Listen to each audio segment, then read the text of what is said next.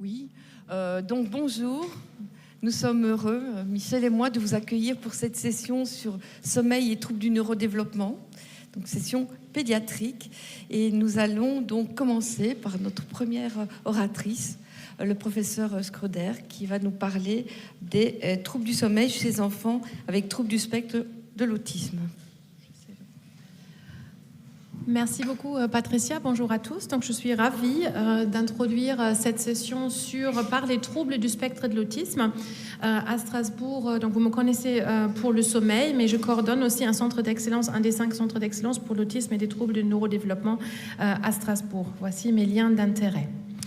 Alors, pour les non-spécialistes, non-pédopsychiatres, pédiatres, donc pour savoir de quoi on parle dans cette session, les troubles du neurodéveloppement sont un champ nosographique où nous avons différents sous-troubles, dont les déficiences intellectuelles, le TDAH, l'autisme bien sûr, c'est de ça qu'on va beaucoup parler aujourd'hui, mais aussi les DIS, donc les troubles spécifiques des apprentissages, des troubles moteurs, des troubles de la communication. Et comme vous le voyez là, ces troubles se chevauchent de beaucoup, ce qui fait que nous n'avons pas une très excellente estimation de la prévalence globale parce qu'on ne peut pas juste additionner ces différents troubles. Mais on pense qu'il y a à peu près 12 à 15% des enfants, c'est quand même extrêmement important, qui souffrent d'un ou d'un autre trouble du neurodéveloppement. Alors parfois ce n'est pas très sévère, a besoin de quelques séances d'orthophonie, mais parfois ça peut bien sûr être des troubles du neurodéveloppement très sévères. Et ce qui est intéressant, c'est dans ce champ-là, nous avons énormément de troubles du sommeil. Si en moyenne, à travers ces différents groupes de pathologies, entre 30 et 80% des enfants peuvent à un moment présenter des troubles du sommeil ou des rythmes circadiens. Alors ici, moi, je vais vous parler de l'autisme et après, effectivement, Stéphanie, du TDAH. Alors encore une fois, une question de définition. Qu'est-ce qu'on entend aujourd'hui sous le terme trouble du spectre de l'autisme? Un peu un drôle de traduction de l'anglais. Donc ce sont des enfants, adolescents ou adultes qui ont d'une part des déficits de la communication et des interactions sociales. Alors certains enfants, par exemple, ne vont pas apprendre à parler, mais même des adultes de haut niveau, comme on dit, ou des personnes avec un syndrome d'Asperger, ils vont avoir bien sûr la possibilité de parler, d'interagir, mais il manque un peu ce dialogue, cette réciprocité dans la communication finalement sociale. Et le deuxième grand champ sont des comportements à caractère restreint et répétitif, des intérêts ou des activités restreints. Donc on peut bien sûr penser à un enfant avec autisme qui a un flapping, donc typiquement une stéréotypie motrice, mais ça peut se décliner tout à fait différemment. Il y a peut-être des personnes qui sont vraiment hyper spécialistes de l'espace ou des dinosaures ou d'une thématique qui les passionne, ils savent tout sur cette thématique. Voilà. Et dans ce champ-là, on intègre aussi les intolérances au changement et aussi les hyper- ou hyporéactivités aux stimulations sensorielles, parce qu'il y a des sensibilités particulières chez les personnes avec autisme. Et ces symptômes doivent être présents dès les étapes précoces du développement. Donc aujourd'hui, les critères A et B, on retrouve parfaitement la première description de Leo Kanner en 1943, qui a parlé de ces deux symptômes principes, aloneness et sameness, qui sont vraiment au cœur de la symptomatologie autistique, comme on le dit. Alors, venons au sommeil. Donc, c'est probablement le trouble du neurodéveloppement qui a le plus de troubles du sommeil associés. On parle de 50 à 80% des enfants qui ont un trouble du sommeil ou des rythmes veille-sommeil, donc 2 à 4 fois plus que des enfants du même âge. Et hier, j'ai posé la question à Stéphanie, justement, quand on a une forte association comme ça, c'est la question de la poule et de l'œuf. Hein. Est-ce que finalement, c'est parce qu'on a un autisme, on a aussi des troubles du sommeil, ou est-ce qu'on pourrait s'imaginer, parce qu'il y a des troubles du sommeil précoces particulièrement sévères, ça prédispose, peut-être c'est un facteur de vulnérabilité pour un trouble du spectre de l'autisme. Alors, il y a un peu plus de données pour le TDAH. Il y a cette étude-là, parce que comment on peut regarder ça, c'est en général, on regarde des cohortes de naissance et on va vraiment voir l'apparition de différents symptômes. Il y a cette cohorte américaine qui a montré que des enfants qui se réveillent plus à 12 mois d'âge auraient plus de symptômes autistiques sur une échelle de dépistage bien validée, le MCHAT, à 24 mois. Mais ce n'est pas répliqué, mais c'est fait partie des projets de Sabine Plancolène et des collaborateurs sur des cohortes notamment européennes, de regarder ce lien entre sommeil et symptômes affiliés aux troubles du neurodéveloppement au sens large. Donc on aura peut-être d'autres données dans le futur. Alors, donc, beaucoup de troubles du sommeil, mais ils ressemblent à quoi ces troubles du sommeil associés dans les TSA? Là, je me base sur une étude de 98 pour cause, parce qu'on trouve donc les pourcentages habituels et on se dit, oh, il n'y a vraiment rien d'extraordinairement spécifique. On a des troubles d'endormissement pour beaucoup d'entre eux, on a des réveils nocturnes pour beaucoup d'entre eux, un peu moins le problème des réveils matinaux précoces et d'autres symptômes. Donc, on se dit, bon, une insomnie un peu classique de l'enfant. Et ça, c'est typiquement les études qui avaient été faites top-down, c'est-à-dire les chercheurs ont des échelles, les patients cochent et on trouve ces résultats, bien sûr. Si on avait demandé des familles, on aurait noté ce que des familles disaient, on aurait trouvé toute autre chose et on aurait beaucoup plus tôt compris qu'il y a quand même des spécificités, des troubles du sommeil associés à l'autisme. Je vais vous montrer ça en image. Donc là, c'est des enregistrements faits avec de l'actimétrie, donc que vous connaissez bien sûr bien. Et ici, par exemple, c'est un garçon qui a 9 ans, qui a un trouble du spectre de l'autisme sans déficience intellectuelle. Alors, vous connaissez, je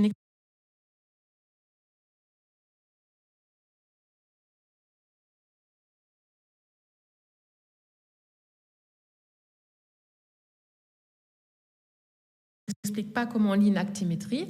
Donc, les parents disaient, ils essayent de le coucher vers 8h30, là, représenté par la ligne rouge, mais vous voyez qu'il est bien actif encore par la suite. Donc, il a un trouble, effectivement, une latence d'endormissement allongée, mais surtout, regardez ce qui est beaucoup plus typique. Donc, il se réveille au milieu de la nuit, mais ces réveils ne sont pas courts. Là, il se réveille 2 heures, 2h30, 3 heures d'affilée, et vous voyez que quand il se réveille, justement, la nuit, le matin, l'activité du matin reprend plus tardivement. C'est-à-dire, il y a vraiment du mal, du coup, à se réveiller le matin. Et ces réveils nocturnes de très longue durée, ça c'est vraiment assez typique pour l'autisme et par exemple très rare dans le TDAH. Alors qu'on pourrait se dire c'est à peu près la même chose, voilà, pas du tout.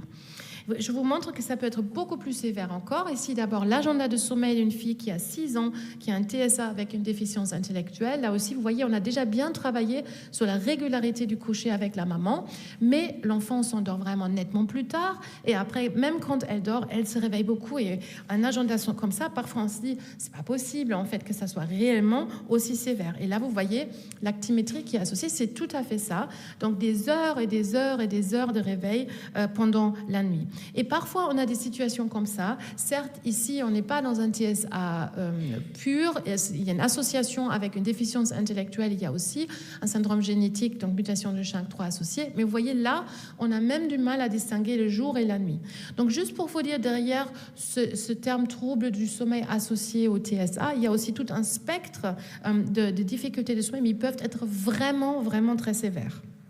Alors du coup, on n'est pas étonné de l'impact de ces troubles. Un peu, on a dans tous les domaines, et on va un peu détailler certains d'entre vous. Ça concerne la cognition, ça concerne la régulation des émotions, la santé physique, la santé mentale, la qualité de vie. Bien sûr, avec ce que vous avez vu, vous pouvez vous imaginer ça.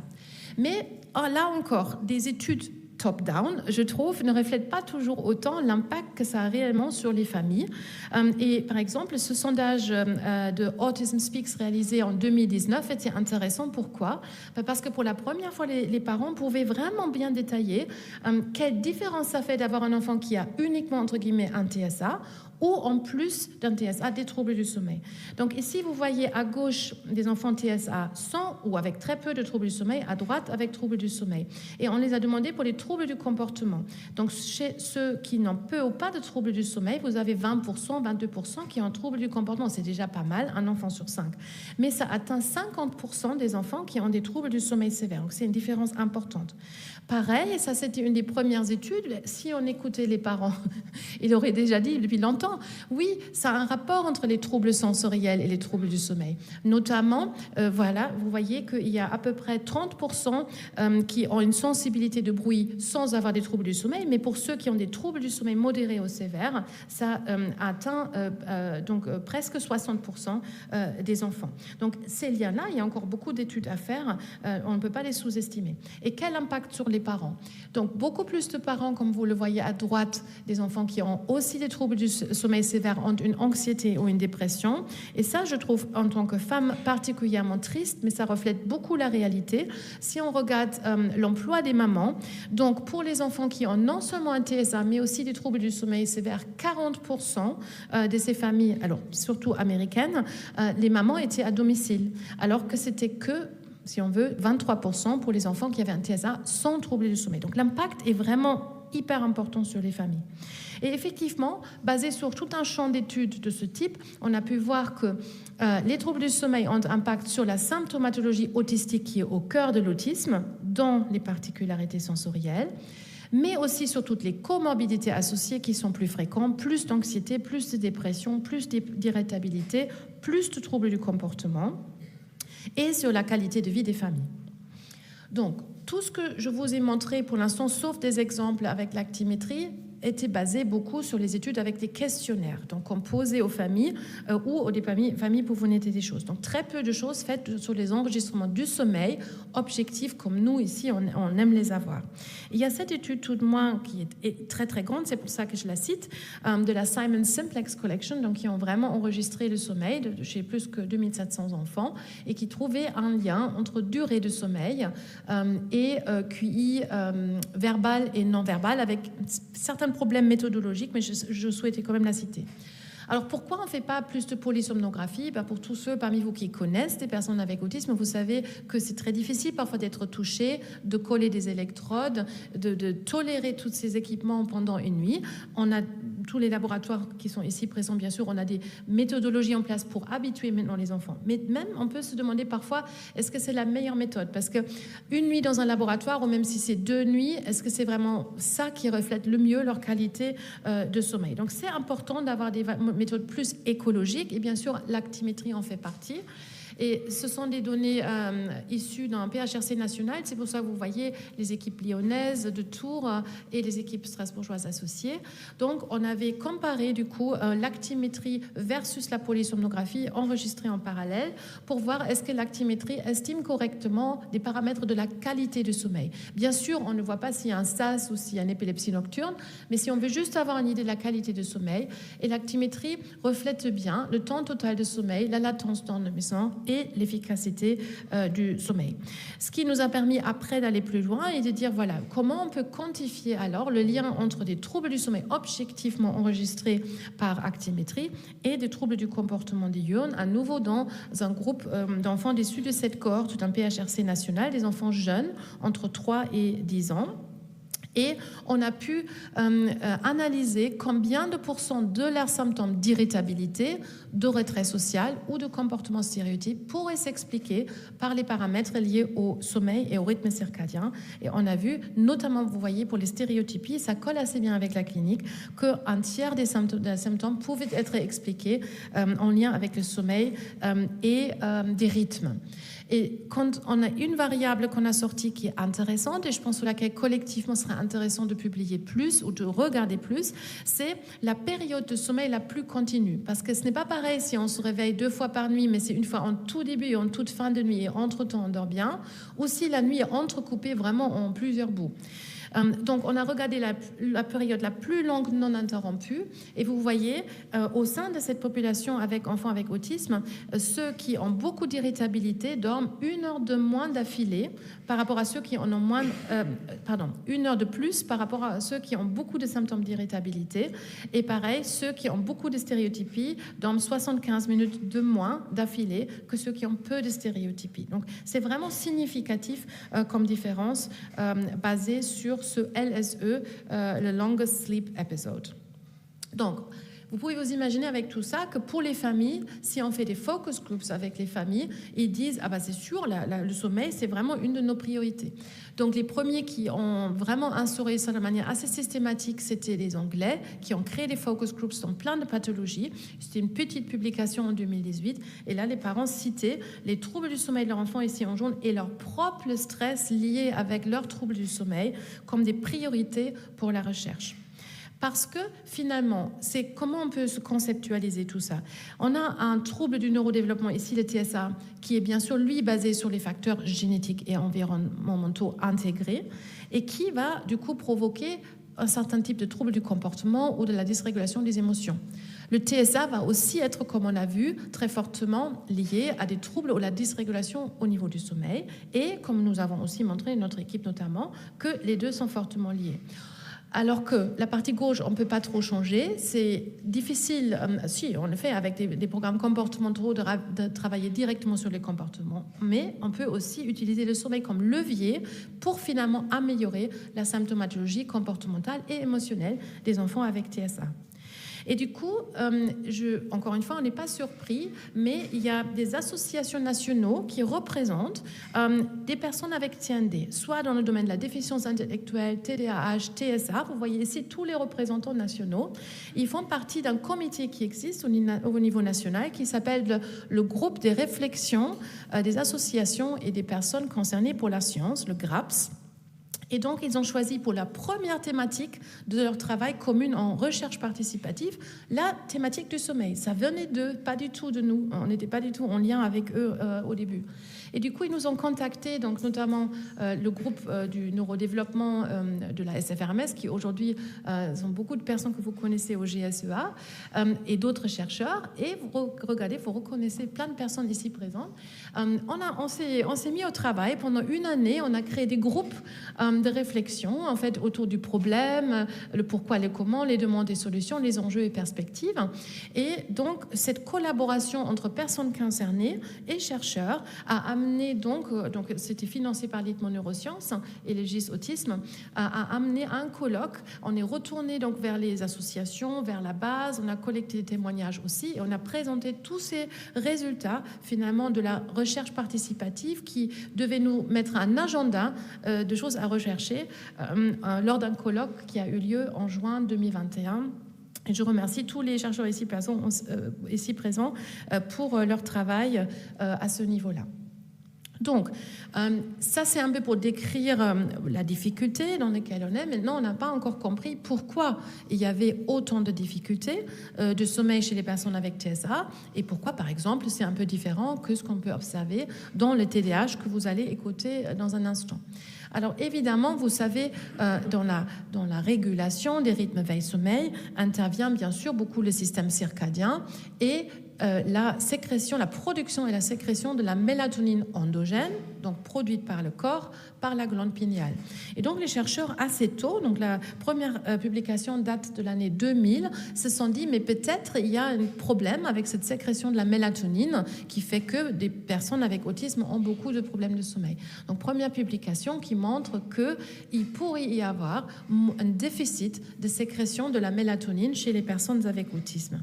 Et la première étude contrôlée avec groupe contrôle était celle où Sylvie Turchman était première auteure et qui a pu montrer que finalement 2/3 des enfants avec autisme sécrétaient pendant la nuit moins que la moitié du taux de mélatonine que les contrôles. Alors il y a toujours une grande variabilité interindividuelle, mais les autistes étaient vraiment dans les bas sécréteurs. Donc ok, moins de mélatonine produite, moins de mélatonine sécrétée, mais là aussi, pourquoi ? Et donc, une des réponses qu'on a aujourd'hui, c'est la mélatonine est produite à partir de la sérotonine par 2 étapes. Il y a 2 enzymes que vous voyez là en jaune, la ANAT et la ASMT qui interviennent.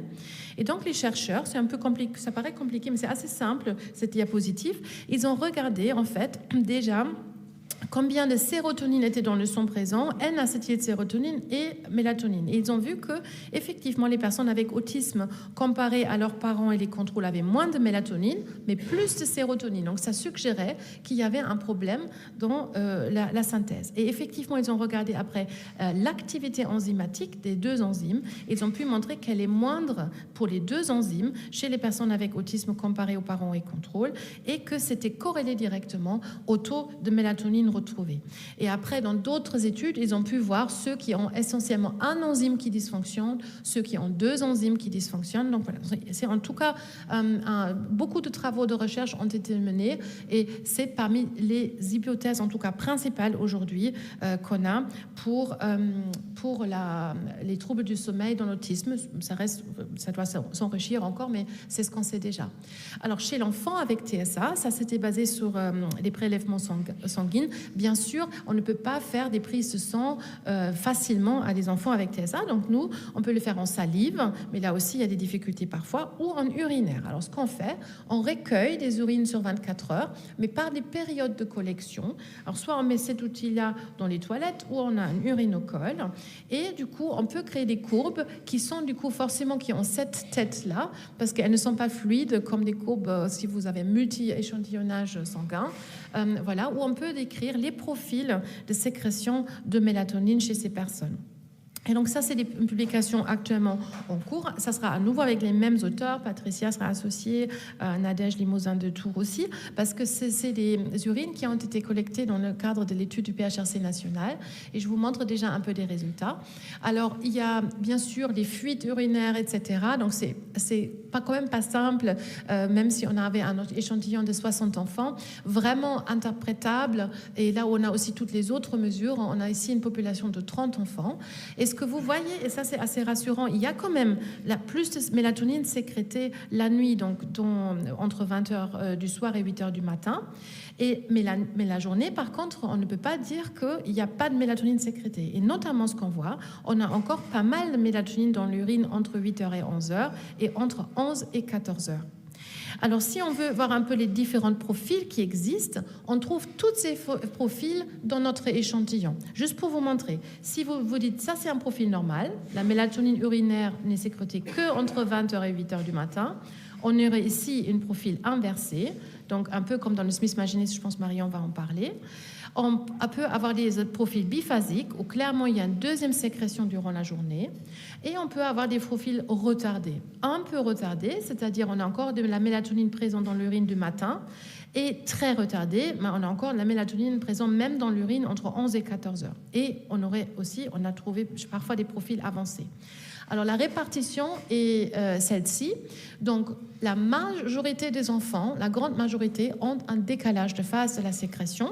Beaucoup, 73%, ont au moins de la mélatonine dans l'urine entre 8h et 11h et 43% encore entre 11 et 14h. Alors bien sûr, on questionne beaucoup, est-ce que nous, on a pu faire des artefacts, créer des artefacts, il y a peut-être encore le prélèvement, il n'était pas correctement fait, mais on trouve en fait, et ça je ne vais pas vous montrer là, ça sera dans la publication, des liens forts entre même ceux qui ont un profil retardé avec la mélatonine encore présente dans l'urine entre 8 et 11h et les comportements d'ions, la qualité de vie, etc. Donc c'est vraiment rattaché à un impact particulier sur la symptomatologie ou sur la qualité de vie des familles. Je vous montre aussi un peu des questions auxquelles on ne peut pas encore répondre parce que c'est toujours intéressant pour se dire vers quoi va la recherche. C'est par exemple, qu'est-ce qui se passe des sécréteurs bas? Donc, je vous ai déjà dit tout à l'heure, on a beaucoup de variabilité interindividuelle, globalement, dans la population. Et là, vous voyez, par exemple, on se dit sujet A, il a une super belle sécrétion, super beau profil de la mélatonine, et sujet B, alors, il ne sécrète absolument pas de mélatonine. Qu'est-ce qui se passe si je change tout simplement le gain de cette échelle de l'ordonnée ici? Et vous voyez, le sujet B, c'est les mêmes sujets, a en fait une très belle sécrétion aussi, un très beau profil, mais des taux ne sont pas du tout comparables. Donc, est-ce qu'on ne sait pas aujourd'hui qu'est-ce qui est plus important? Des taux absolus ou qu'il y a un différentiel qui est quand même là, même si c'est un calibrage différent, peut-être faible. Et ça, ce sont des choses qu'on doit vraiment encore investiguer. Alors, donc, on a vu que les anomalies de sécrétion de la mélatonine sont le mécanisme pathophysiologique le mieux identifié à ce jour. Du coup, on se dit, super, preuve de concept numéro 1 serait quand même en substitut ou en supplément de la mélatonine. Donc, ça devrait quand même améliorer le sommeil dans ce cas-là. Et preuve de concept numéro 2, par rapport à tout ce qu'on a vu, si on améliore le sommeil, on devrait pouvoir aussi améliorer le comportement.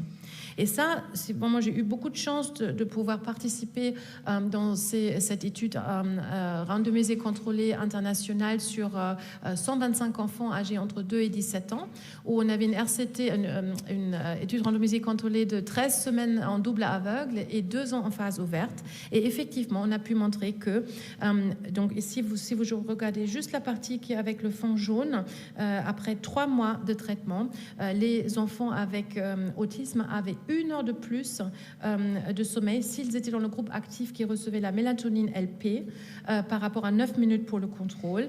Ils avaient une latence d'endormissement raccourcie de 39 minutes et justement un LSE, donc en fait la période la plus continue améliorée de 77 minutes. minutes. Donc aujourd'hui, dans les dernières méta-analyses qui confirment ça, donc c'est un niveau de preuve grade A de la mélatonine LP dans l'autisme, et Marion va en parler aussi dans le syndrome de Smith-Magenis. Et la deuxième preuve de concept, est-ce qu'en améliorant le sommeil, on améliore vraiment le comportement?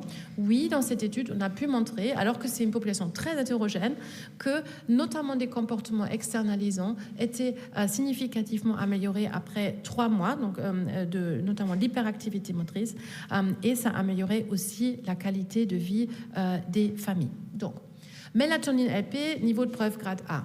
Donc, je ne vais pas faire tout sur la mélatonine parce que ça, c'était l'année dernière, comme vous le savez. Mais vous vous dites peut-être, mais est-ce qu'on peut quand même utiliser la mélatonine à libération immédiate aussi?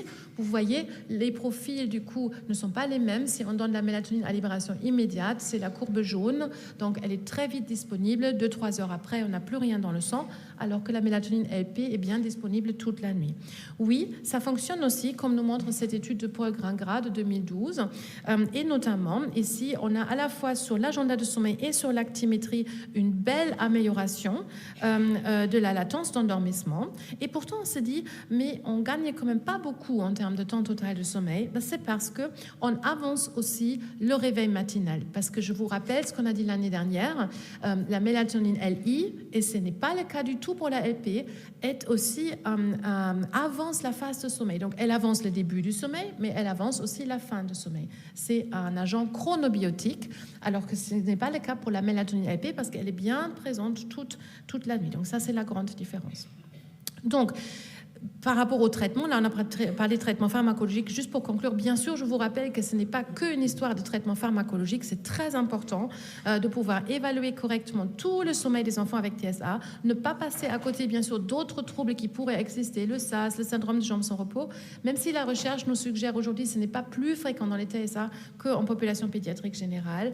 Pour évaluer le sommeil, mais ça vous concerne vous moins, parce que c'était vraiment fait pour les soins primaires des médecins généralistes. On a travaillé avec un groupe expert sur une version plus courte du DIMS qui était publié initialement par Olivier Brogny, qui permettrait en cabinet de médecine générale, quand on n'a pas beaucoup de temps, c'est une échelle de dépistage, vraiment de l'insomnie associée au TSA.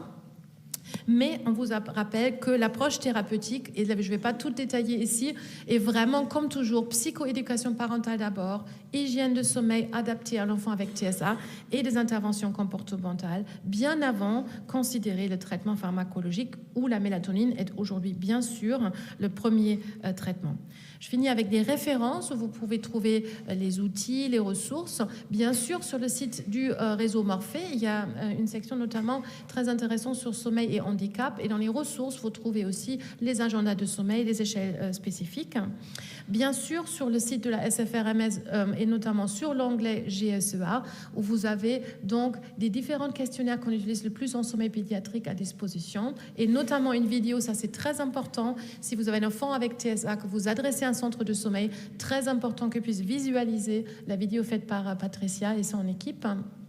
Et nous avons, et vous connaissez là aussi Michel, Patricia et Bruno notamment, nous avons été le groupe expert financé par les laboratoires de Biocodex, mais on a sur ce site Autisme et Sommeil vraiment développé un programme qui parle de tout sauf de médicaments, qui explique la physiopathologie, qui forme aussi à comment utiliser les approches non pharmacologiques justement. Et nous avons avec ce groupe aussi traduit une brochure vraiment hygiène de sommeil, mais adapté aux familles qui ont un enfant avec autisme.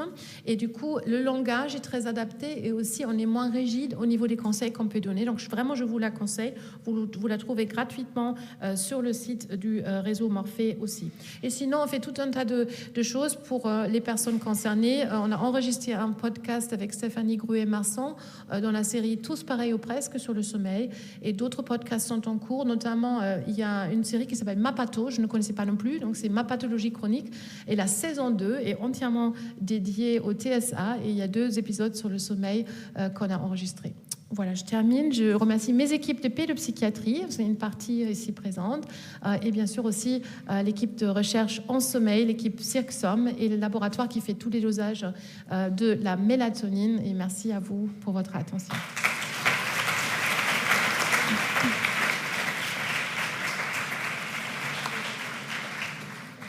Merci beaucoup Carmen d'avoir amené autant d'informations en un temps aussi réduit.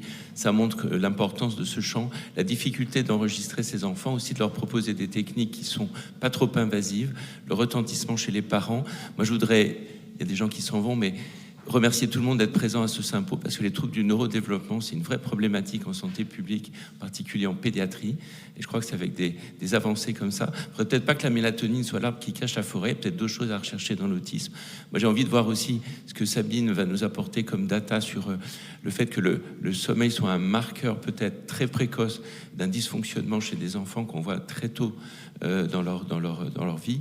Et puis là, tu as démontré quand même qu'un traitement du sommeil pouvait améliorer le comportement en journée. C'est pas tous les jours qu'on peut faire ça. Je trouve que c'est formidable. Peut-être qu'il y a 2 questions qu'on pourrait prendre rapidement et après on ferait le débat avec l'ensemble des intervenants. Merci, il n'y a pas de questions. Donc si. Tiens, une.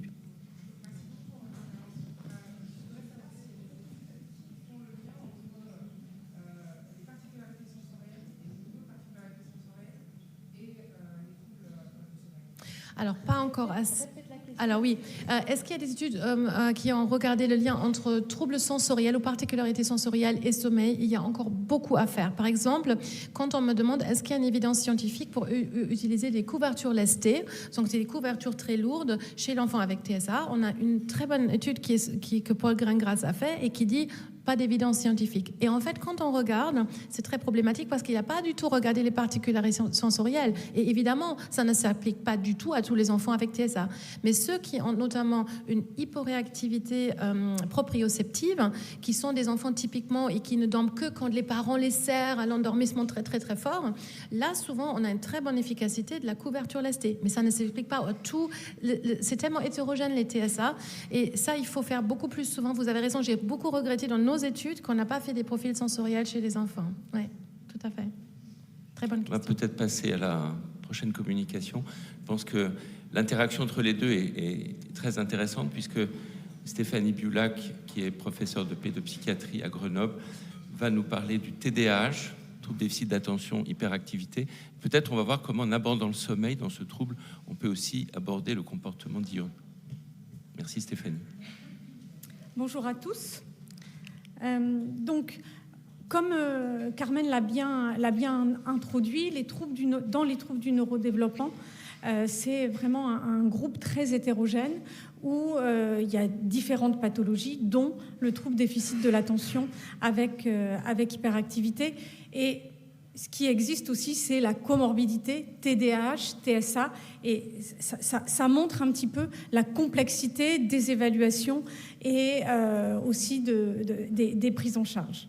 Vraiment, je crois que ce qui est très important, c'est vraiment ces liens bidirectionnels entre troubles du neurodéveloppement et troubles du sommeil. Les troubles du sommeil aggravent les troubles du neurodéveloppement et vice-versa. Et c'est vrai que, c'est quelle est la poule et quel est l'œuf. Et c'est vraiment une question aujourd'hui. Et je suis très contente que Michel ait déjà introduit cette notion. C'est vrai que le sommeil, est-ce que ça ne peut pas être aussi un marqueur pour phénotyper les patients avec troubles du neurodéveloppement? Est-ce que c'est un précurseur?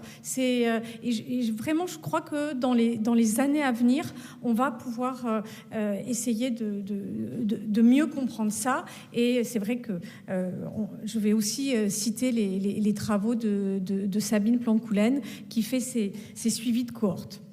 Alors, le TDAH, c'est aussi un trouble hétérogène qui, on le décrivait autrefois comme une triade très caricaturale avec le déficit d'attention. Ce sont des enfants qui oublient, qui perdent leurs affaires, qui n'arrivent pas à maintenir leur attention. La dimension comportementale avec l'hyperactivité, le fait de ne pas pouvoir rester en place, et puis l'impulsivité. Alors, les enfants TDAH, souvent, ils présentent une impulsivité motrice qui fait qu'ils peuvent se mettre en danger, mais également une impulsivité émotionnelle et cognitive. Et maintenant, on décrit le TDAH vraiment plus comme un trouble spectral, multidimensionnel, avec bien sûr cette dimension comportementale, cognitive émotionnel et où on va retrouver des difficultés, des modifications en termes motivationnels, en termes d'alimentation et aussi des troubles du sommeil. Alors, excusez-moi pour ceux qui étaient au talk hier, il y a juste cette diapo qui est similaire, mais c'était un peu compliqué de ne pas la mettre parce que c'était aussi une question de Carmen. Et ça met vraiment aussi en avant quand on regarde des patterns de sommeil, et donc c'est une étude qui a été réalisée en 2007, où ce sont des suivis de cohortes où on évalue le sommeil à 2 ans et demi, 3 ans et demi et 6 ans, 8 ans. Et ce qu'on observe, c'est différentes trajectoires de sommeil avec des enfants qui vont dormir d'emblée 11 heures par nuit, des enfants qui vont dormir 10 heures par nuit, et puis on a 2 patterns un petit peu différents d'enfants, donc les violets qui dorment moins à 2 ans et demi et qui ensuite vont rattraper à 41 mois le temps de sommeil, et puis un groupe de courts dormeurs. Et ce qu'on observe chez ces enfants, c'est donc ces 2 trajectoires qui ont un temps de sommeil qui est réduit. C'est associé à des comportements externalisés en termes d'hyperactivité, d'impulsivité et également de faible performance cognitive. Alors là, on ne parle pas, ce ne sont pas des enfants qui ont un diagnostic de TDAH, c'est trop tôt pour poser le diagnostic de TDAH, mais ils ont des comportements d'hyperactivité qui sont supérieurs à la moyenne, et donc de l'importance du sommeil dès la très jeune enfance. Donc déjà, les travaux de Sabine Plancoulen sur la cohorte Eden, environ 1000 enfants, chez qui on a exploré différentes dimensions, que ce soit des dimensions comportementales, émotionnelles, d'hyperactivité, de relations avec les pairs, à 2 ans, 3 ans et 5-6 ans.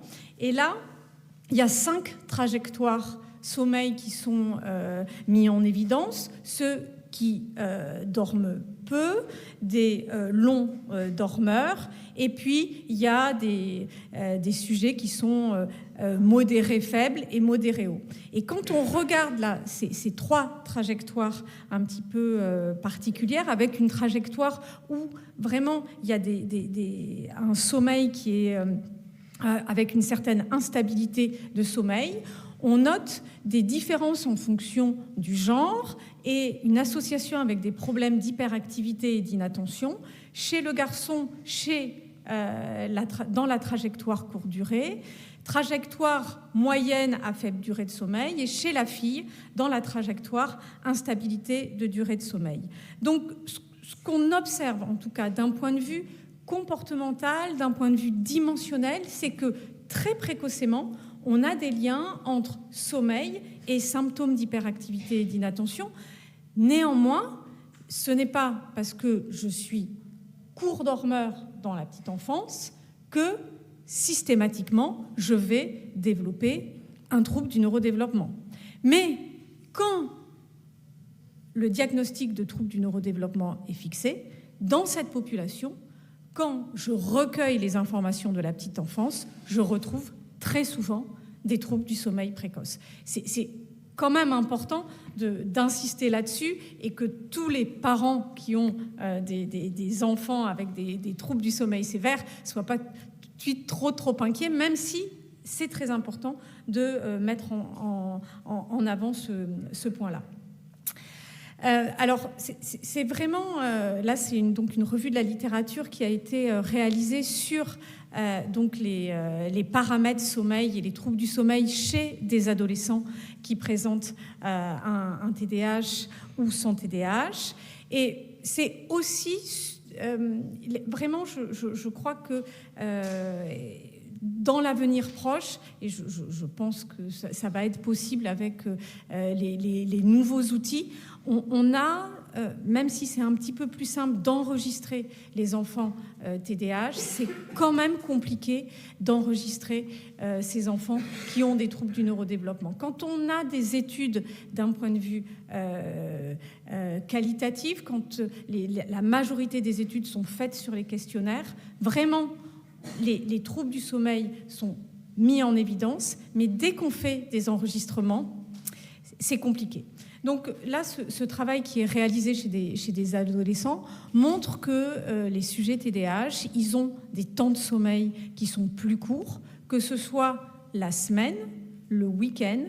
Ils ont également ils se mettent aussi au lit plus tard, la semaine et le week-end.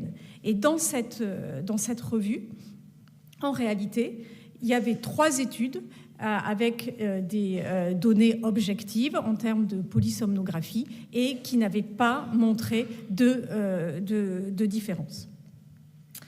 Ce travail donc réalisé par Miano, qui a pris des enfants TDAH et des enfants contrôle, actimétrie et PSG, met en évidence que tous les sujets TDAH, ils avaient un temps de sommeil réduit avec des actimétries qui étaient inférieures à 9 heures de sommeil, mais ça n'avait pas été retrouvé en polysomnographie.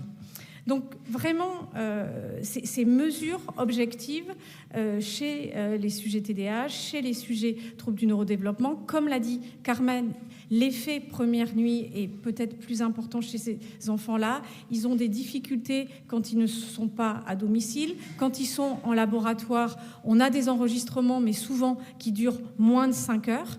Et surtout, ce qui est compliqué, c'est que ces populations-là, elles sont extrêmement comorbides. C'est-à-dire qu'il y a certes le TDAH, mais il va y avoir aussi peut-être un trouble anxieux, il va y avoir d'autres pathologies. Il y a la variable aussi traitement médicamenteuse, et même si on l'arrête, on ne sait pas très bien ce qu'il est de l'after effect, ça on ne sait pas très bien. Et dans le TDAH, on décrit des sous-groupes particuliers. On a la présentation inattentive qui souvent est un peu plus associée à des TDAH somnolents, des TDAH mixtes et des hyperactifs impulsifs. Donc c'est vrai que les recommandations, c'est plutôt l'actimétrie. C'est très important de pouvoir enregistrer ces enfants en milieu écologique pendant au moins 5 nuits consécutives, mais vraiment je pense qu'on espère beaucoup des technologies plus innovantes où on va pouvoir déployer des outils à domicile pour ces enfants.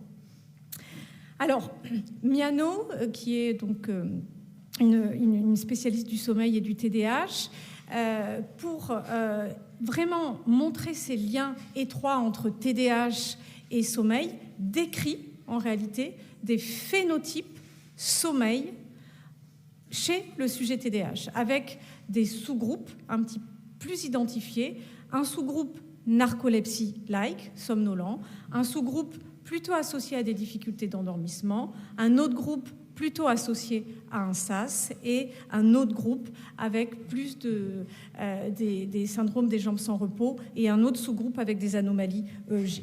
Alors, on ne va pas tous les voir, mais on va illustrer certaines de ces données. Donc, c'est vrai que quand même, on se dit, mais les TDAH, ils sont parfois somnolents, mais on les imagine vraiment plutôt très agités, ne restant pas en place. Il y a un point qui est important, c'est la somnolence, et c'est une vraie différence entre chez l'enfant et l'adulte.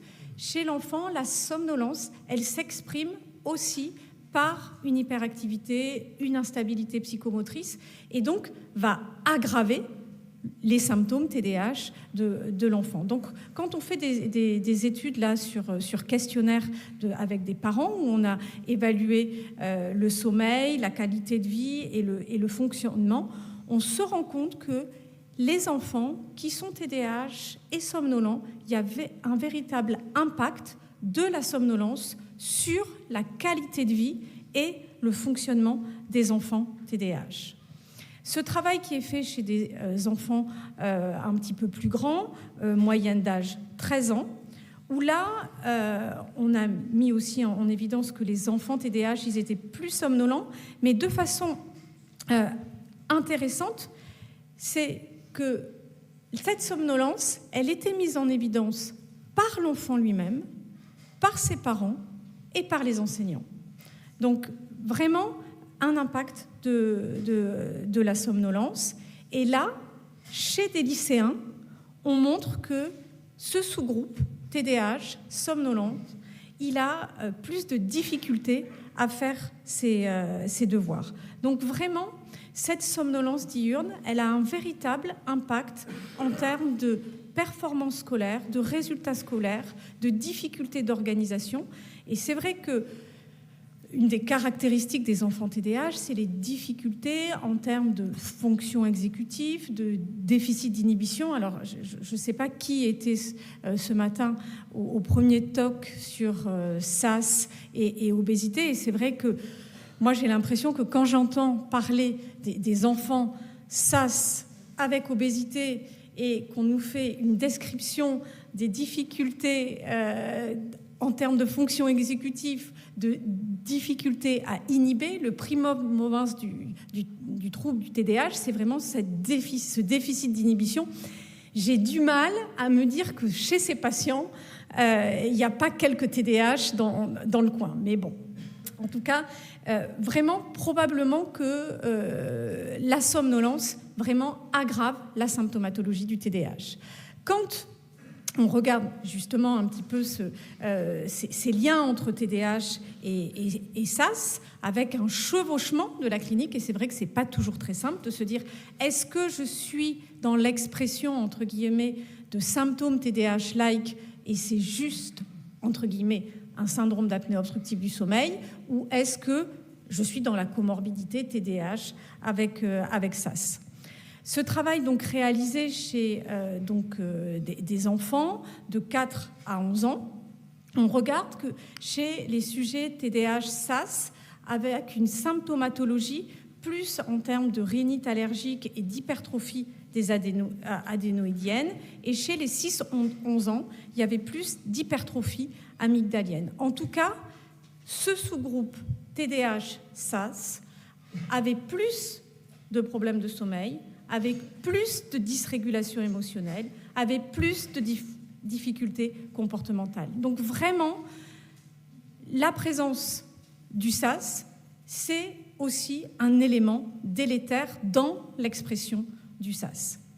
Et ce travail chez des adolescents montre que les sujets comorbides, TDAH, SAS, ce sont eux, comparés à une population qui n'est que SAS ou que TDAH, eh bien, ont la latence d'endormissement plus longue, ont un temps de sommeil plus court, et que les sujets SAS et TDAH vraiment ont plus de biomarqueurs en termes inflammatoires, cardiométaboliques et en termes de surpoids et d'obésité. Donc, je crois que quand même ça va assez bien quand même avec la plénière de ce matin sur vraiment ces répercussions également du SAS, mais je pense que c'est important d'aller rechercher le TDAH aussi.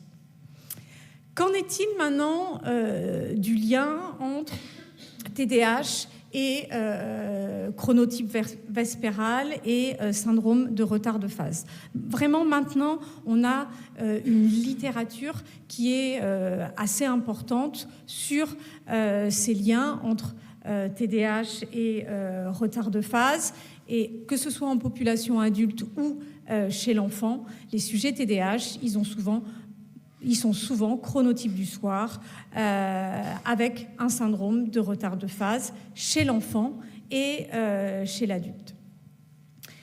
Voyons maintenant ce qu'il en est sur la mélatonine et de l'impact du traitement par mélatonine chez le sujet TDAH. Alors, ce qui est sûr, c'est que nos données dans le TDAH sont beaucoup moins robustes que dans le TSA. Il y a des travaux qui ont été faits, par exemple, chez des sujets TDAH traités par méthylphénidate. Le méthylphénidate, c'est le seul traitement qu'on a en France médicamenteux dans le TDAH, et c'est un psychostimulant, donc il peut induire des difficultés d'endormissement. Donc, ce travail qui a été réalisé chez 74 enfants, moyenne d'âge autour de 11 ans, qui avaient une prescription de méthylphénidate autour de 33 mg. Et on a regardé la latence d'endormissement avant et après traitement. Et on observe une amélioration, une diminution de la latence d'endormissement quand il y a un traitement par mélatonine à libération immédiate inférieur à 2 mg. Et ceci, quel que soit l'âge, quel que soit le genre et quelles que soient les comorbidités. Et ça, c'est important parce que vraiment, on a la comorbidité est vraiment très importante chez ces enfants-là. Cette revue de la littérature qui s'est intéressée et aux troubles du spectre de l'autisme et au sujet TDAH montre des sécrétions de mélatonine retardées chez le sujet TDAH. Donc, une des distinctions quand même entre TSA et TDAH, c'est que d'un point de vue quantitatif chez le sujet TSA, on a vu que plus de la moitié des enfants avec TSA avaient une diminution de quantité de sécrétion de mélatonine. Chez le sujet TDAH, c'est plutôt un décalage de sécrétion de mélatonine. Et c'est donc pour ça, probablement aussi, que la mélatonine à libération immédiate est efficace chez les enfants avec TDAH, avec une amélioration en termes de latence d'endormissement et temps total de sommeil. Donc, pour conclure, j'espère qu'on vous a convaincu avec Carmen qu'à l'heure actuelle, ce n'est pas possible de poser un diagnostic de troubles du neurodéveloppement sans évaluer les troubles du sommeil. Ça doit vraiment faire partie intégrante de l'évaluation clinique des sujets qui présentent des troubles du sommeil, des troubles du neurodéveloppement, avec vraiment des liens bidirectionnels. On espère beaucoup que la recherche va nous permettre d'avoir plus de données objectives avec avec des outils qui soient plus qu'on puisse utiliser à domicile. Et c'est vrai que chez le TDAH, on n'a pas de traitement ayant l'AMM. J'espère aussi que la recherche et que les laboratoires pharmaceutiques de mélatonine vont s'intéresser au TDAH et peut-être à la mélatonine à libération immédiate. Donc, moi aussi, je parle du réseau Morphée, c'est aussi très important. Et donc de la deuxième journée du sommeil de l'enfant qu'on va faire à Bordeaux le 15 mars 2024. Je vous remercie de votre attention.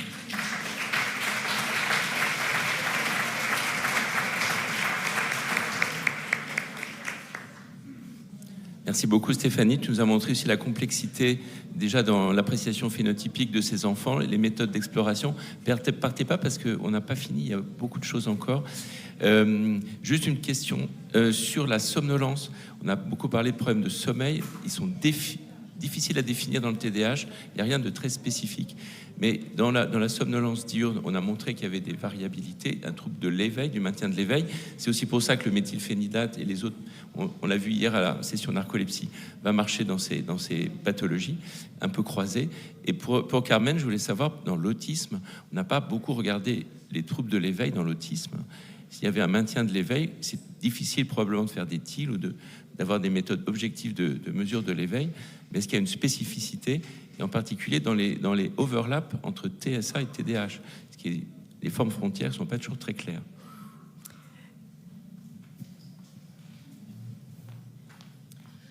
Oui, j'avais une question à toi, Stéphanie, d'un problème qu'on a régulièrement en clinique. Alors, le SAS est quand même beaucoup fortement en lien avec les TDAH qu'avec les TSA, par exemple.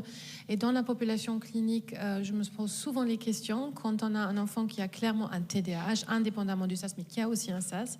est-ce qu'il faudrait, j'aimerais bien avoir un peu la réponse de tout le monde, est-ce qu'il faudrait traiter le SAS plus agressivement que le traiterait d'habitude? C'est-à-dire, est-ce qu'on suit, normalement, je suis bien sûr les guidelines concernant le SAS de l'enfant, mais parfois je me pose la question parce que ces enfants ont déjà un trouble du neurodéveloppement, même un petit peu de ronflement, plus un IAH assez bas, où normalement on ne traiterait pas plus que ça, disons, est-ce que là il faudrait le faire? Parce que peut-être c'est la goutte qui fait déborder le vase en termes de symptomatologie. Qu'est-ce que toi tu en penses? Oui, ben alors, c'est pas une question très facile. Parce que là, moi, j'ai Guillaume Aubertin en face de moi qui se marre. Non, oui, c'est sûr que vraiment, dans les troubles du neurodéveloppement, tout ce qu'on peut gagner en amélioration, c'est important. Donc, bien sûr, il y a toutes les mesures comportementales, mais vraiment, donc, moi, je pense que quel est le risque d'être invasif? Mais je ne sais pas, est-ce que je laisse la parole à Guillaume? Qu'est-ce que tu en penses? Alors là, vous avez le débat GSEA, donc bravo de l'avoir fait, bravo, je vous félicite. Il faut sortir de ce que vous m'entendez dire sur le TROS du type 1. Déjà, en préambule de tout ce que je dis au cours de ce congrès sur le TROS de type 1, vous l'oubliez, tous, pour qu'effectivement je partage totalement l'avis de Stéphanie et de Carmen, c'est-à-dire que tout ce qu'on peut gagner, on doit essayer de le gagner. Et tant qu'on n'explorera pas plus et qu'on ne comprendra pas plus, on ne pourra pas dire ce qu'il faut faire. Ce que je dis beaucoup, c'est avançons tous ensemble pour y arriver demain, et je pense que c'est le moment d'avancer ensemble.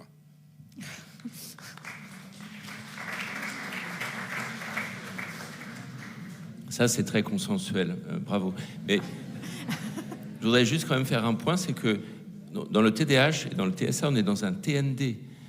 Le SAS peut être comorbide. Mais je pense qu'il faut bien différencier. Et pour les gens qui n'ont pas l'habitude, il y a une dimension d'hyperactivité, une dimension de trouble attentionnel qui ne fait pas un syndrome.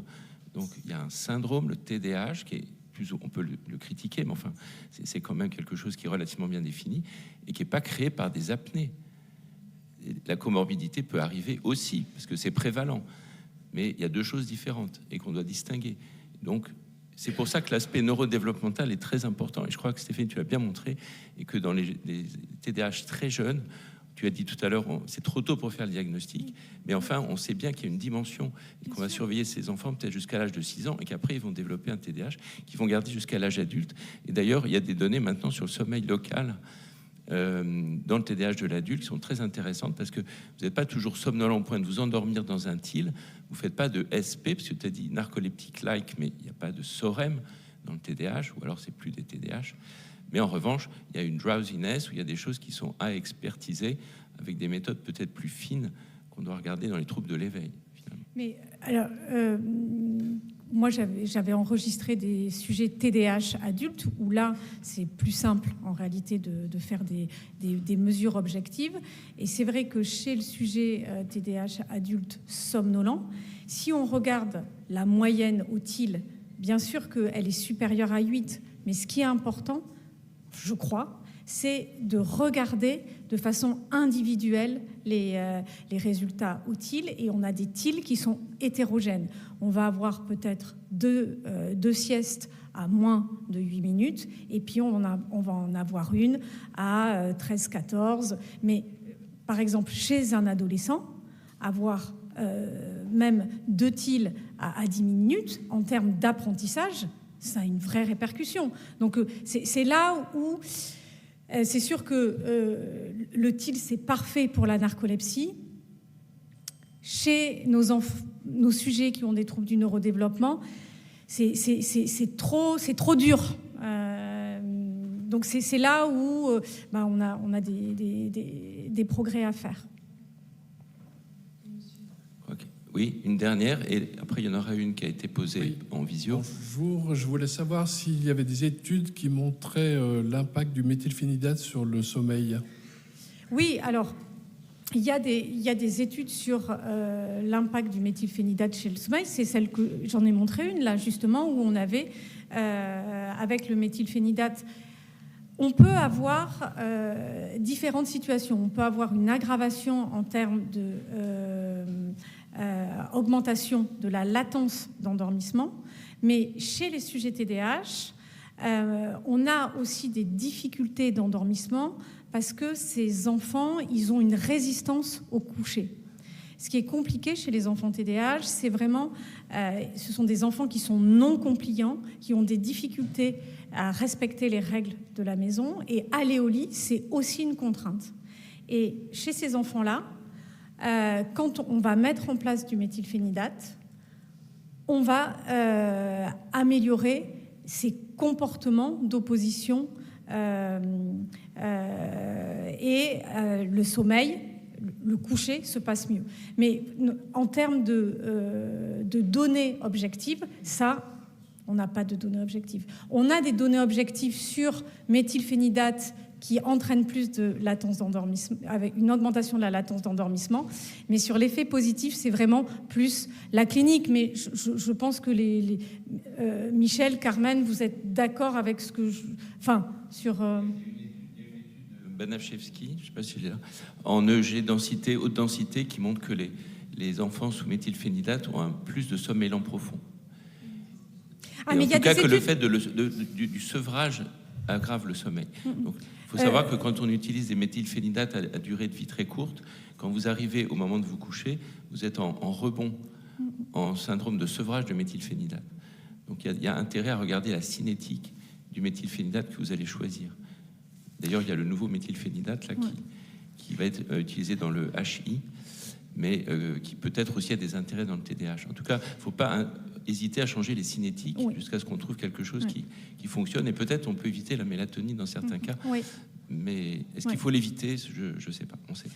Mais chez l'adulte, il y a des études qui montrent une efficacité du méthylphénidate sur la latence d'endormissement avec une amélioration avec des patients qui sont moins insomniaques, mais chez l'adulte, pas chez l'enfant. Mais c'est sûr que développer d'autres produits que le méthylphénidate aura aussi sûrement de l'intérêt chez ces patients d'aller vers une médecine plus personnalisée. La dernière, et ici il y a une dernière question sur les spindles dans les TND. Y a-t-il des particularités? C'est pour Carmen et c'est pour toi, Stéphanie. Les spindles dans les TND. Il y a des modifications de l'architecture, mais Michel, tu connais ça encore mieux? Je n'ai pas d'études en tête sur les gens qui ont regardé et qui ont séquencé la fréquence des spindles, mais sur le CAP aussi. Donc peut-être des réponses à regarder parce qu'il y a Oliviero Bruni et les Italiens qui ont fait CAP dans TDAH, merci de me rappeler. Ils ont trouvé des spécificités, effectivement. Bonjour. Moi, je suis maman d'un adolescent TSA et d'une petite fille TDAH. Je voulais savoir par rapport, donc je connais vraiment bien la problématique de manière personnelle, par rapport au chronotype vespéral et à cette somnolence, est-ce qu'on peut envisager un aménagement des horaires scolaires? Parce que ça, c'est vraiment très, très difficile. Et ça impacte toute la famille, parce que... Oui, je pense qu'il n'y a pas de... sur le... Non, alors l'aménagement avec un lever plus tardif et aller en... Non, alors je pensais plutôt à essayer, s'il y avait une somnolence trop importante, de faire 20 minutes de sieste entre midi et 2. Un décalage... La seule chose, c'est on peut le mettre en place, mais le cours de 8 à 9, il ne va pas être...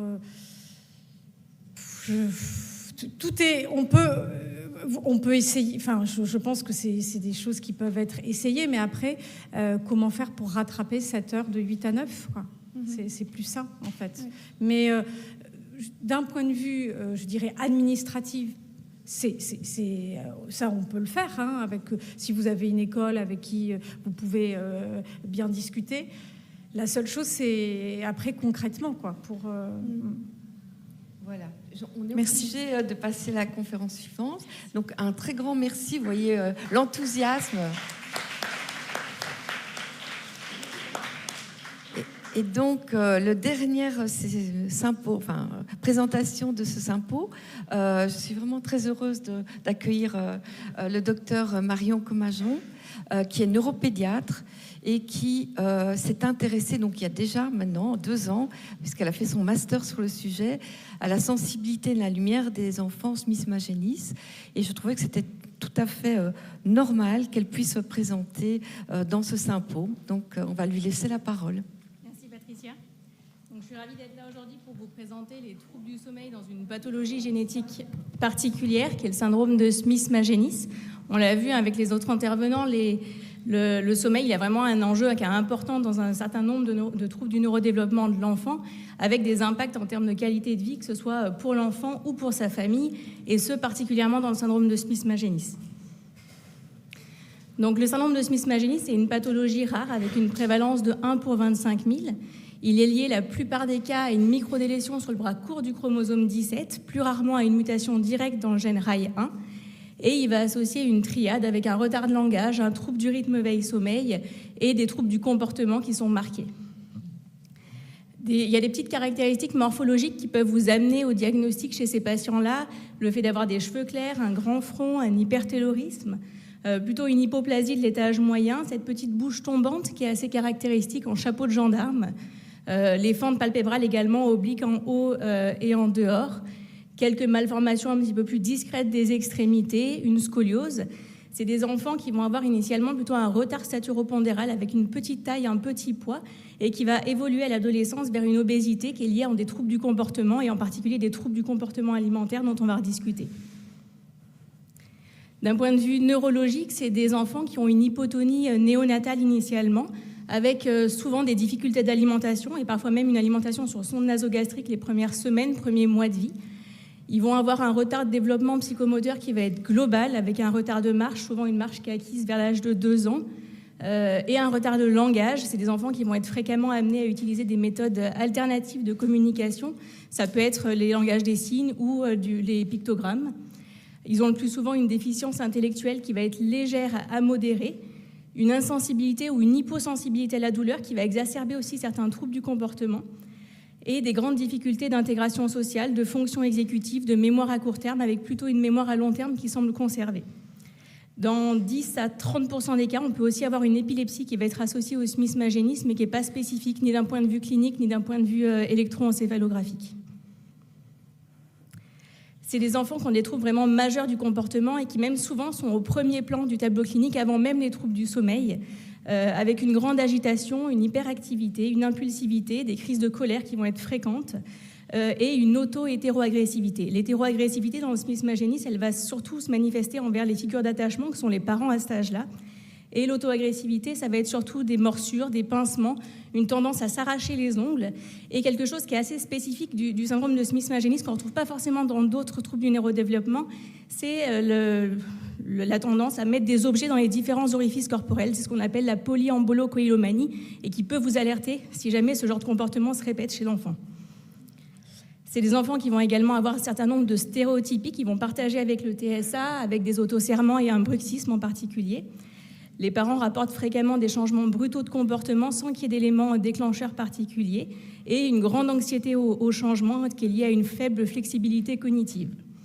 À l'âge adulte, il va y avoir des grandes difficultés d'intégration et parfois même qui amènent jusqu'à une institutionnalisation qui est nécessaire. Il y a un certain nombre d'atteintes viscérales qui peuvent être associées au Smith Magenis, comme des cardiopathies congénitales dans 30 à 40% des cas, mais aussi d'autres anomalies, comme des anomalies ophtalmologiques, ORL, dentaires, rénales, voilà, qu'il convient de rechercher. Ce qui va nous intéresser aujourd'hui plus particulièrement, c'est les troubles du rythme veille-sommeil qui sont associés au Smith Magenis. Ces troubles du rythme veille-sommeil, ils apparaissent souvent vers l'âge de 18 mois.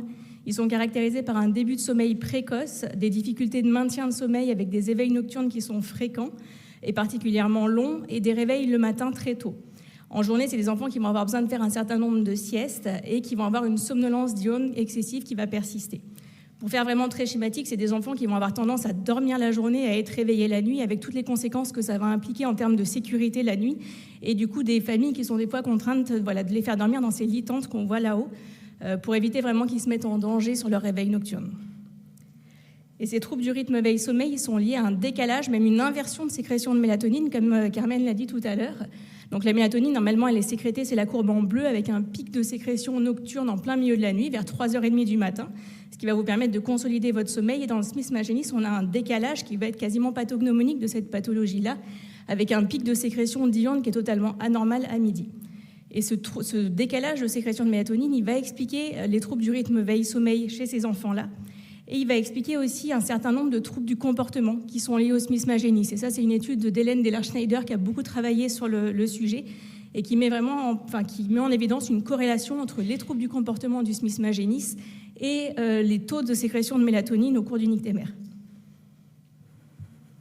Et pour essayer de limiter un petit peu les conséquences de ces troubles du sommeil chez ces enfants-là, on va leur proposer, outre les mesures classiques d'hygiène de sommeil, de la mélatonine à libération prolongée le soir, qui va essayer de recréer un pic nocturne de sécrétion de mélatonine pseudo-physiologique.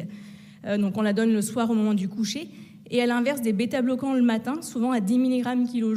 Et les bêta-bloquants, eux, ils vont agir au niveau des récepteurs bêta-1 adrénergiques de la glande pinéale pour bloquer la sécrétion de mélatonine qui est anormale en pleine journée vers midi. Mais on l'a vu, le Smith-Magenis, c'est une pathologie qui est extrêmement rare et du coup, on n'a aucune étude randomisée en double aveugle pour évaluer vraiment l'efficacité de cette bithérapie qu'on leur propose. Les mécanismes physiopathologiques sous-jacents à ce décalage de sécrétion de mélatonine ne sont pour le moment pas connus. Il y a beaucoup d'hypothèses qui existent et qui peuvent être résumées sur ce schéma du docteur Alice Poisson qui reprend un petit peu tous les mécanismes de synchronisation de l'horloge par la lumière. Donc pour faire un rappel, la lumière, elle agit au niveau de la rétine sur des photorécepteurs particuliers qui sont les cellules ganglionnaires à mélanopsine qui vont envoyer un influx vers le noyau suprachiasmatique de l'hypothalamus et c'est lui qui va permettre, via la glande pinéale, la sécrétion ou non de mélatonine. En présence de lumière, il y aura une inhibition de la sécrétion de mélatonine et en l'absence de lumière, il y aura une sécrétion de mélatonine. Donc la première hypothèse pour expliquer l'inversion de sécrétion dans le Smith, ce serait un défaut de réception du signal lumineux vraiment au niveau de la rétine. On sait que dans le Smith-Magenis, il existe un rythme circadien de leur sécrétion de mélatonine parce qu'il semble que les Smith-Magenis ils sécrètent tous les jours à la même heure, vers midi, 13h, leur mélatonine. Donc la synchronisation par la lumière, elle semble exister, mais elle est altérée par rapport à l'individu sain. Et un des moyens d'étudier cette sensibilité à la lumière, c'est d'étudier le réflexe pupillaire. Et il a été mis en évidence dans le Smith-Magenis une anomalie de ce réflexe pupillaire, et plus précisément une anomalie au niveau de la réponse soutenue de ce réflexe pupillaire à une longueur d'onde qui va tester spécifiquement ces cellules ganglionnaires à mélanopsine. Et donc ça sous-entend qu'il y a probablement un dysfonctionnement au niveau de ce système rétine-mélanopsine et qui pourrait expliquer, ou en tout cas au moins partiellement, les anomalies de sécrétion de la mélatonine. Un des autres arguments qui est plutôt en faveur de cette hypothèse-là, c'est que le gène RAI1, qui est le gène causal du Smith-Magenis, il va avoir un rôle fondamental dans le développement du système nerveux central et du système visuel. Une des deuxièmes hypothèses, ce serait une anomalie vraiment plus globale de l'horloge interne, mais un des arguments forts plutôt en défaveur de cette hypothèse-là, c'est que les autres hormones circadiennes et autres rythmes circadiens semblent conservés dans le Smith-Magenis. C'est vraiment la seule pathologie où on voit cette dissociation comme ça, avec notamment le cortisol, l'AGH, la prolactine, la TSH, et même la température corporelle, qui garderait un rythme circadien plutôt physiologique ou avec une discrète avance de phase, mais en tout cas pas une inversion comme dans, la mélatonine. Et pour tout ce qui est les gènes horloges, c'est assez complexe. Il y a quelques études qui semblent montrer des troubles de rythmicité de certains gènes horloges, mais voilà, il manque encore pas mal de données et des études sont nécessaires pour compléter ça. Dernière hypothèse, ce serait celle d'une anomalie de sécrétion plutôt au niveau de la glande pinéale, ou en tout cas après le noyau suprachiasmatique. Il n'y a pas d'anomalie morphologique de cette glande pinéale dans le Smith-Magenis. Les bêta-bloquants qui agissent sur ces récepteurs bêta-adrénergiques semblent bien fonctionner dans le Smith-Magenis et du coup, il pourrait s'agir d'un déficit d'une des enzymes de synthèse de la mélatonine. Et pour complexifier un petit peu le tout, ça pourrait aussi être plusieurs anomalies à plusieurs niveaux différents sur cette voie de synchronisation qui expliquerait un peu la complexité de la pathologie. Et je vais finir un peu ce topo en vous présentant les résultats préliminaires d'une étude qu'on est en train de mener sur Lyon sur la caractérisation chronobiologique du Smith-Magenis à l'âge pédiatrique, dont Patricia Franco est investigateur principal. Donc c'est une étude interventionnelle bicentrique qui est issue d'une cohorte qui est suivie par le professeur d'Émilie sur Lyon. On souhaite inclure une vingtaine de patients au total qui ont un syndrome de Smith-Magenis qui est confirmé génétiquement, chez les enfants âgés de 5 à 13 ans. Et on exclut les troubles ophtalmologiques, la dyschromatopsie ou les douleurs chroniques qui vont avoir une influence sur le réflexe pupillaire. Nous, on a décidé de se focaliser sur l'hypothèse d'un défaut de réception du signal lumineux au niveau de la rétine, en supposant que l'avance du phase du cycle veille-sommeil et du rythme de mélatonine chez le Smith, elle était liée à un déséquilibre du rythme de sensibilité à la mélatonine. Donc 2 hypothèses, soit une augmentation de la sensibilité le matin, soit au contraire une diminution de la sensibilité le soir. Et l'objectif principal de notre étude, c'était d'évaluer la relation entre la phase de sécrétion de mélatonine, donc sa position au cours des 24 heures, et la sensibilité à la lumière grâce au réflexe pupillaire qu'on mesure avec ce pupillomètre qui est illustré ici. Donc ça, c'est le schéma de notre étude qui repose sur une hospitalisation de 48 heures qui était précédée d'une actimétrie de 15 jours au domicile. Les enfants qui bénéficient d'un traitement par mélatonine le soir, donc mélatonine exogène, devaient arrêter leur mélatonine la veille de l'hospitalisation pour pas que ça interfère avec les résultats des bilans qu'on allait réaliser pendant le séjour.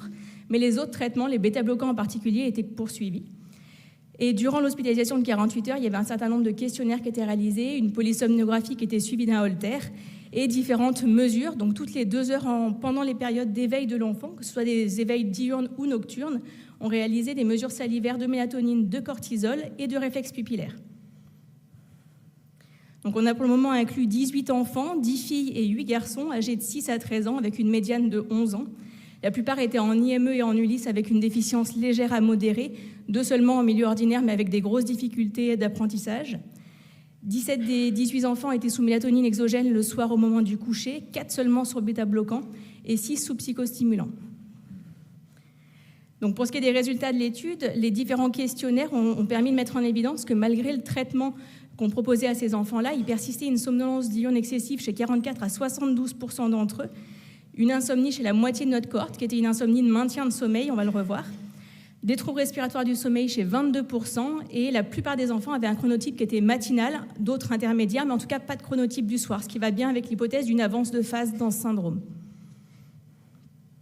Pour ce qui est des questionnaires plus comportementaux, on a mis en évidence des difficultés d'apprentissage dans la majeure partie de notre cohorte et une impulsivité, hyperactivité dans 50% des cas.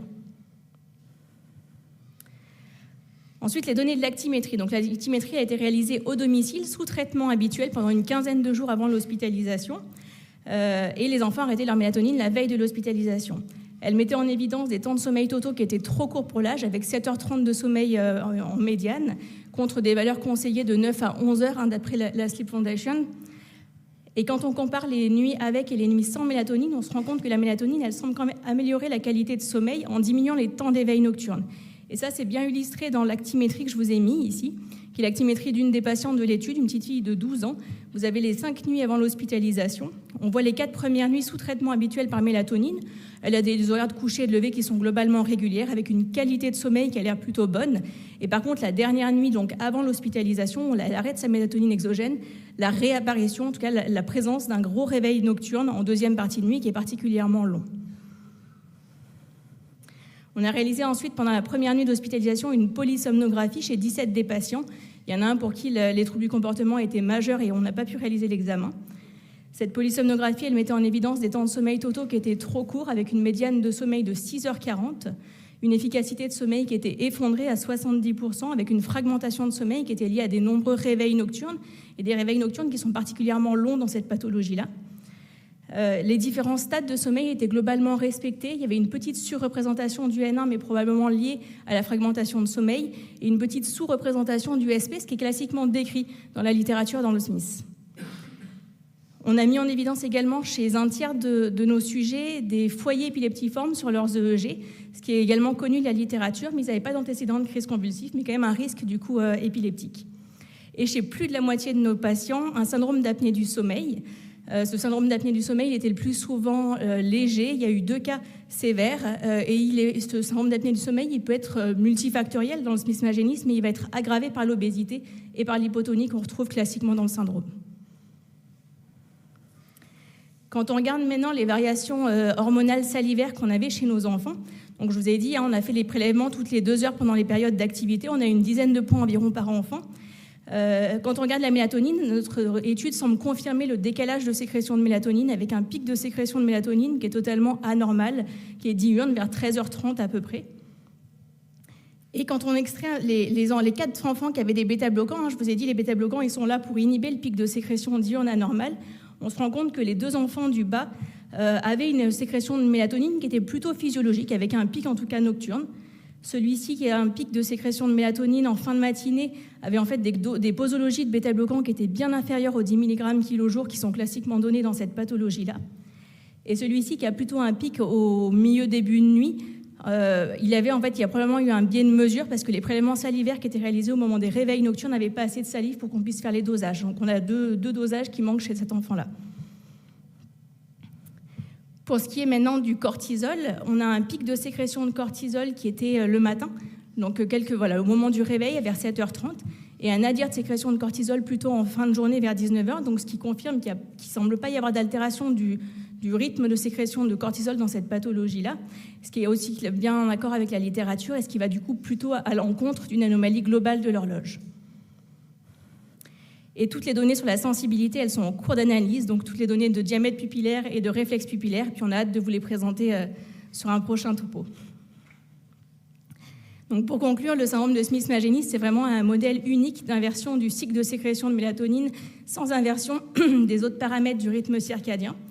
Mais la physiopathologie sous-jacente, elle n'est toujours pas connue. C'est des enfants qui ont un profil neurodéveloppemental qui est vraiment très particulier, avec une déficience légère à modérée et des troubles majeurs du comportement. Ils ont au niveau de leur sommeil, du coup, un temps de sommeil total qui est diminué, avec une efficacité qui est effondrée et qui est liée à des nombreux réveils nocturnes, des réveils nocturnes qui vont être particulièrement longs. Il ne faut pas négliger la prévalence du SAS, qui est assez importante dans cette population et qui va être liée à l'obésité et à l'hypotonie. Et prendre en compte le risque épileptogène qui existe effectivement. Dans notre étude, on confirme la présence d'un décalage de mélatonine, donc sans anomalie de sécrétion du cortisol, ce qui va plutôt à l'encontre, on l'a dit, de l'hypothèse d'une anomalie globale de l'horloge. Et j'insiste vraiment sur le lien, mais comme mes collègues l'ont dit tout à l'heure, entre les troubles du comportement et les troubles du sommeil, et qui sont bien illustrés sur le schéma du docteur Alice Poisson, qui est un algorithme de prise en charge des troubles du comportement dans le Smith-Magenis et qui appuie vraiment sur l'importance de la prise en charge des troubles du sommeil dans la prise en charge plus globale des troubles du comportement chez ces enfants-là. Mais avec une limite, cependant, le fait de régler, en tout cas d'essayer de régler les troubles du sommeil chez ces enfants-là ne résout pas toutes les difficultés comportementales qui restent quand même majeures. Voilà. Ça, c'est toute l'étude avec laquelle on travaille sur le projet déjà depuis quelques années. Et je voulais remercier aussi les patients et les associations de patients qui nous soutiennent dans cette étude et toute l'équipe paramédicale sans qui ce genre d'étude-là ne serait pas possible. Merci beaucoup.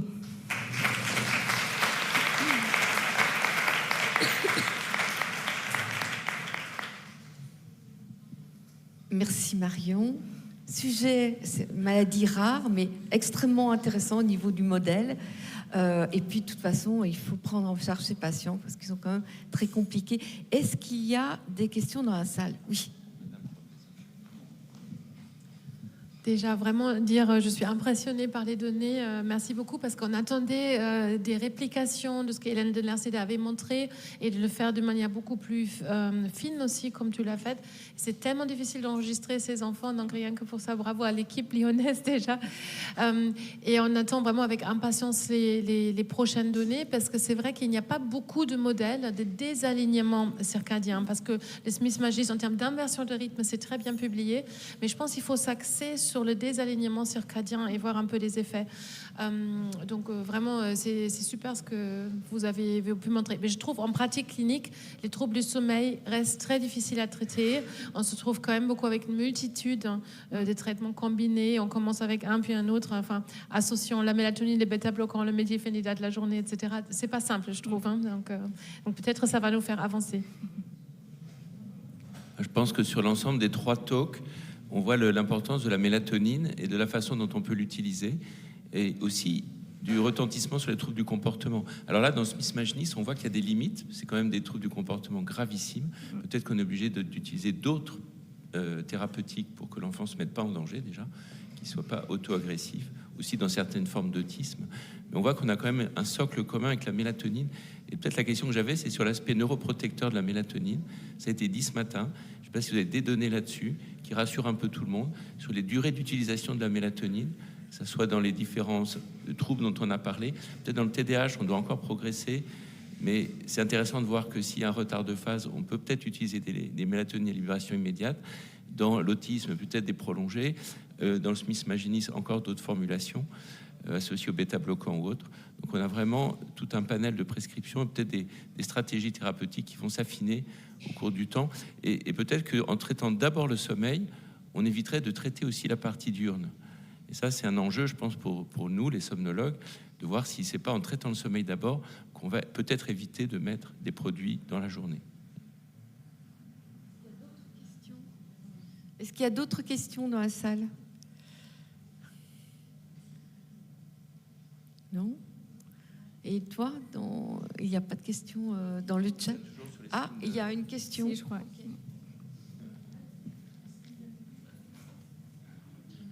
On parlait de mélatonine et de la durée. Du coup, quand on l'introduit chez l'enfant, est-ce qu'on a une durée minimale ou maximale à donner? À quel moment on se dit, bon, on va peut-être l'arrêter? Alors je commence, mais je laisse compléter mes collègues. Donc, en général, là, on est dans les troubles du sommeil chroniques, donc effectivement plutôt dans des approches thérapeutiques qui vont être d'une certaine durée.